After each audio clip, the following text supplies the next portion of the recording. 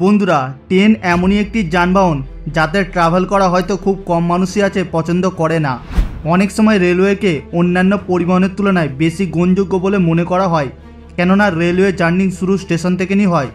এই অবস্থায় যদি স্টেশনের পরিবেশ সুন্দর এবং আকর্ষণীয় হয় তাহলে পরিবহন করলে মন মেজাজ খুশি হয়ে যায়।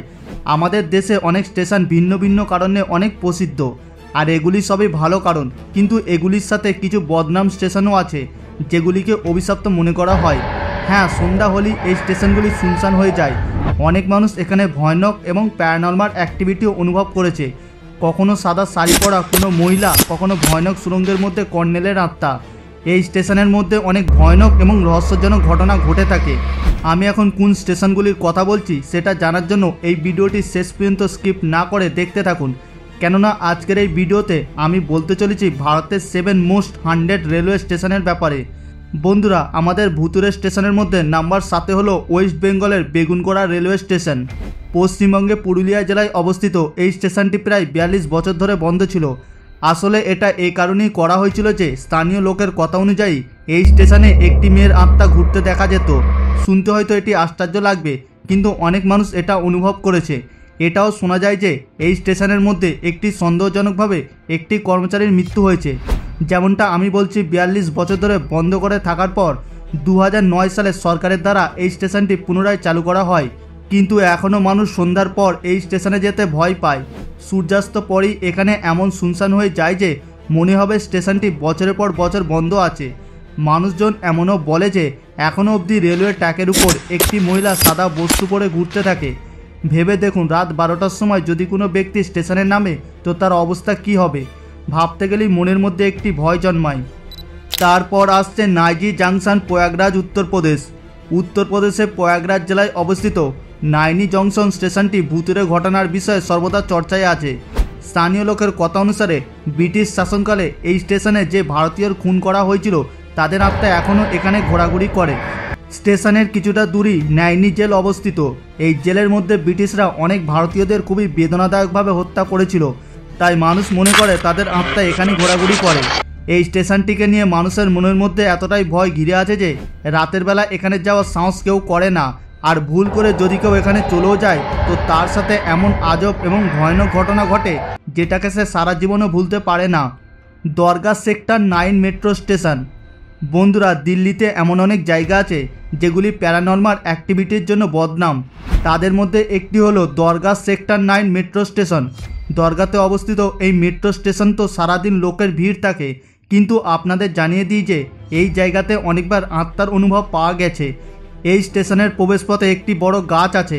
রাতের বেলা যখন মানুষ ওখান থেকে যায় তখন তাদের মধ্যে অনেক আজব আজব ঘটনা ঘটে। অনেক মানুষ ভয়ানক জিনিস দেখতে পায়, আবার অনেক মানুষ চড়ও খায়। এটাই নয়, গভীর রাতে এখানে আত্মাদের চলাফেরা নজরও এসেছে, কিন্তু আজ পর্যন্ত এটা জানা যায়নি এখানে নজরে আসা আত্মাটি কোন মহিলার। মানুষজন বলে এই আত্মাটি যাত্রীদের অভিশাপ দেয়, যার ফলে তাদের অ্যাক্সিডেন্ট হয়ে যায়। অনেক মানুষ এই অভিশাপের জন্য নিজের জীবন হারিয়ে ফেলেছে। পাতালপানি রেলওয়ে স্টেশন। এই স্টেশনটি মধ্যপ্রদেশের খন্ডোয়া জেলা থেকে কিছু কিলোমিটার দূরে অবস্থিত। পাতালপানি নামক এই স্টেশনে অনেক ভূতের কাণ্ড কারখানা দেখেছে। এরকম শোনা যায় যে এই স্টেশনে স্বাধীনতা যোদ্ধা টাটিয়া মামা ভিলকে হত্যা করে ফেলা দেওয়া হয়েছিল। তখন থেকে ওনার আত্মা এখানে ঘুরছে। এখনও লোকেরা এখান থেকে যাওয়ার সময় টাটিয়া মামা ভিলকে সালাম করে যায়, কেননা তারা ভাবে যে যে সালাম করে যাবে না তার সঙ্গে আজব আজব ঘটনা ঘটবে। সূত্র অনুসারে এই স্টেশনের নাম খুব শিগগিরই পরিবর্তন করে জাতীয় বীর সৈন্য টাটিয়া মামা ভিল রাখা হবে। ওনার বীরত্বের প্রতি শ্রদ্ধা জানিয়ে রাখা হবে। Rabindra Sarobar metro station. Suicide point নামে দুর্নাম এই স্টেশনটি কলকাতায় অবস্থিত। এই স্টেশনের ট্র্যাকে অনেক মানুষ ঝাঁপ দিয়ে সুসাইড করেছে। স্থানীয় লোক বলে যে সুসাইড করা অনেক ব্যক্তির আত্মা এখানে ঘোরাঘুরি করে এবং রাত হলেই এখানে প্যারানর্মাল অ্যাক্টিভিটি শুরু হয়ে যায়। এই কারণে রাত 10:30টার পর আর কোনো মেট্রো যায় না। আপনাদের জানিয়ে দিই, এখনও এখান থেকে অতিক্রম করার সময় অনেক মানুষ অদৃশ্য ছায়া দেখতে পায়, তো আবার কেউ ভয়ানক চিৎকার শুনতে পায়। ট্রেনের ড্রাইভারও এটা স্বীকার করেছে যে অনেক সময় তারা রেলওয়ে ট্র্যাকের উপর অদৃশ্য ছায়া দেখেছে। এখন আপনি অনুভব করতে পারেন স্টেশনটি কতটা ভয়ানক। বারোগ রেলওয়ে স্টেশন, হিমাচল প্রদেশ। হিমাচল প্রদেশের সোলার জেলায় অবস্থিত। কালকা সিমলা হাইওয়ের উপর তৈরি এই রেলওয়ে স্টেশনটি ভুতুড়ে কাণ্ড কারখানা নিয়ে সর্বদা চর্চায় থাকে। এটি ব্রিটিশ ইঞ্জিনিয়ার তৈরি করেছে, যার নাম ছিল বারক। বারক একটি কারণে আত্মহত্যা করেছিল। এটা মনে করা হয় যে তারই আত্মা এখানে ঘোরাঘুরি করে। এই জায়গার মধ্যে একটি টানেল আছে এবং অনেক মানুষ এটা মনে করে যে কর্নেল বারকের আত্মা এই টানেলের মধ্যে আছে। এখান থেকে যাওয়ার সময় মানুষজন অনেক আজব আজব জিনিস অনুভব করেছে। অনেক সময় তো মানুষ এখান থেকে চিৎকারের আওয়াজও শুনেছে। আপনাদের জানিয়ে দিই যে সরকারের দ্বারা অনেকবার এই ভয়ানক টানেলের উপর তালাও লাগানো হয়েছে, কিন্তু প্রত্যেকবার এখানে তালা ভাঙা অবস্থায় পাওয়া যায়। বলা হয় যে কর্নেল বারকের মৃত্যুর পর তার মৃতদেহকে এই টানেলের পাশেই দাফন করা হয়েছে। হয়তো এই কারণে কর্নেল বারকের আত্মা এখানে ঘোরাফেরা করে। Chittar railway station, Andhra Pradesh. অন্ধ্রপ্রদেশের চিত্তরে অবস্থিত এই ভুতুড়ে রেলওয়ে স্টেশনটি মানুষের কাছে অনেক বদনাম।